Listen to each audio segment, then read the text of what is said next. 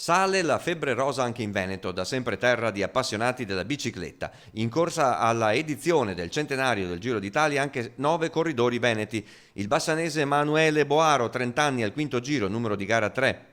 Simone Andretta, 23 anni di Vittorio Veneto, numero di gara 31 al suo secondo giro. Il sandonatese Nicola Bohem, 26 anni, numero 34, affronterà la corsa in rosa per la quinta volta. Il veronese di Negrar, Davide Formolo, 24 anni, pettorale numero 66, famosa la sua prima vittoria di tappa al Giro del 2015 a soli 22 anni.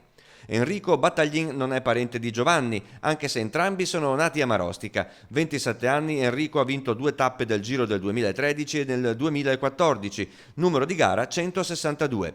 Due i veneti nel team Emirates sono Marco Marcato, nato a San Donà di Piave, 33 anni, ha vinto una Parigi Tours nel 2012 e al secondo giro che correrà con il numero 204. Sasha Modolo di Conegliano, quasi trentenne, numero 205, nell'edizione 2015 del Giro ha messo a segno 2 vittorie di tappa.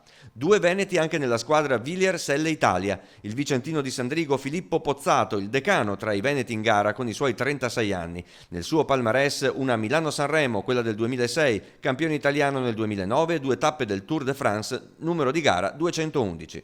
Nello stesso team il trevigiano di Castelfranco Matteo Busato, 29 anni, terzo giro per lui, secondo in una tappa del 2015, anno del suo debutto tra i professionisti. A tutti loro un particolare in bocca al lupo. La tappa veneta del Giro, la Pordenone Asiago di 190 km che si correrà il 27 maggio, potrebbe essere decisiva per la classifica finale. I girini attraverseranno 3 province venete, Treviso, Belluno e Vicenza. Impegnativa per lunghezza, 24 km e quota, 1620 metri, la salita al Monte Grappa, che i corridori affronteranno da Feltre, arrivando poi ad Asiago.